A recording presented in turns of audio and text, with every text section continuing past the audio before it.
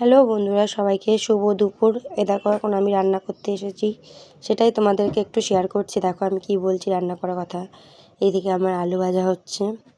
এইটা যে ডিমের জন্য আমি আলু কেটে নিয়ে একবারে সেদ্ধ করে নিয়ে একটু ভেজে নিচ্ছি।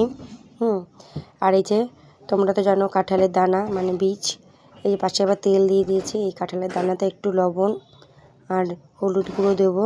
এই যে সব গুছিয়ে রেখেছি। এই দেখো তোমাদের দেখাচ্ছে। এই যে হলুদের গুঁড়ো দিলাম। কেননা হলুদের গুঁড়ো দিয়ে বেশ মচমচা করে ভাজা করলে বেশ ভালো লাগে, কটকট করে আওয়াজ হয়, আমার তো খুব ভালো লাগে। আর আমার মেয়ে খুব ভালোবাসে এই কাঁঠালের দানাটা খেতে। এই যে এখন আমি একটু ওর মধ্যে নুন দিয়ে দেবো, লবণ দিয়ে দিচ্ছি, একটু স্বাদ মতন দিলাম, কারণ যাতে টেস্ট লাগে। একটু বেশি হয়ে গেছে, অসুবিধা নেই, একটু নোনতা নোনতা খেতে বেশি ভালো লাগে। তো এই যে এখন আমি মাখছি হাত দিয়ে। ছোটো যেহেতু বাটিটা এখন ছোট, এর কারণে মাখতে আমার অসুবিধা হচ্ছে, তাই এখন একটু একবার হাত দিয়ে যেহেতু যতটা পারছি একটু মাখিয়ে নিচ্ছি। তারপরে আমি এই যে একটু নাড়িয়ে চাড়িয়ে নিচ্ছি। নাড়িয়ে চাড়িয়ে নিচ্ছি কারণ বেশ গায়ে গায়ে নুন হলুদটা লেগে যাবে। নুন হলুদটা লেগে গেলে কী হবে, টেস্ট ভালো লাগবে। এই যে এদিকে আমার তেল গরম হয়ে গেছে, যে দেখো কড়াই থেকে ধোয়া উঠছে। এই যে এখন আমি দিয়ে দিলাম কাঁঠালের দানাগুলো, আমি দিয়ে দিচ্ছি। দেখো কি সুন্দরভাবে আমি দিয়ে দিচ্ছি। এটাকে এখন নাড়াচাড়া করবো আমি। এই দেখো এই যে আশেপাশ থেকে সাউন্ড আসছে, আমি কি করব, কিছু করার নেই বন্ধুরা। তো চলো এখন একটু দেখো কত বাসন জমেছে, এগুলো আবার মাজতে হবে আমাকে। বাসন একটু হাত ধুয়ে নিলাম, কারণ যেহেতু কড়াই ধরেছি।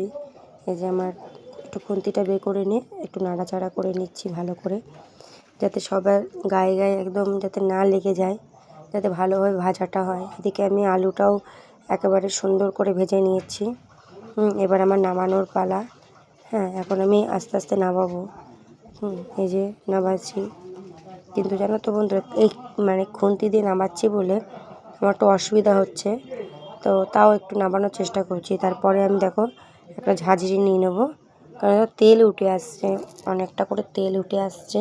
তাই জন্য আমি আবার কী করলাম, তো ঝাঁঝরিটা নিয়ে নিলাম, তাহলে কিছুটা তেল তেল ছাড়াই উঠবে। এই যে তুলে নিচ্ছি, যেহেতু দুবেলার জন্যে আলু দিয়ে ডিম হবে, তার জন্য একটু বেশি করে আলু কেটে নিয়েছিলাম। তারপরে এই যে তুলতে একটু টাইম নিচ্ছে, তো তাও তোমাদের সঙ্গে একটু গল্প করছি, ঠিক আছে। এইদিকে চারিদিকে দেখো বন্ধুরা কি আওয়াজ, যেহেতু বাড়িতে কাজ চলছে, মিস্ত্রিরা কাজ করছে, তাই শব্দ তোমরা কিছু মনে করো না। এই যে আমার মোটামুটি আলু তোলা কমপ্লিট হতে চললো, আর 2-4টে রয়েছে।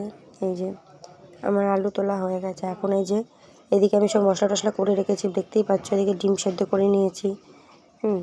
এই দেখো একটু তেল দিতে হবে, না হয়তো তেলটা একটু তার আগে একটা কথা বলি। দেখো এই ডিমটা একটা ছিল, ফেটে গেছিলো, তো এটাকে আমি একটু অমলেট করে নেবো। এই যে তেলের উপরে দিয়ে নিলাম, এটা একটু অন্য রকমের অমলেট হয়ে যাবে। এটা আমি মানে জাস্ট একটু মুড়িয়ে নেবো, মুড়িয়ে নিয়ে ওটাই একটু ভালো করে ভেজে নেবো। 2 পিঠ ভালো করে ভেজে নিয়ে নামিয়ে নেবো। এই যে এই ডিমটা আবার আমাদের বাড়ির লোক খেতে খুব ভালোবাসে, আমার মেয়েও ভালোবাসে। এই যে পেঁয়াজটা ভালো করে নাড়াচাড়া করে নিলাম। এদিকে আমি মশলা দিয়ে দিচ্ছি, আদা বাটা, জিরে বাটা, রসুন বাটা, টমেটো বাটা, কাঁচা লঙ্কা বাটা, সব রকম বাটা দিয়ে আমি ভালো করে মশলাটা কষিয়ে নিচ্ছি।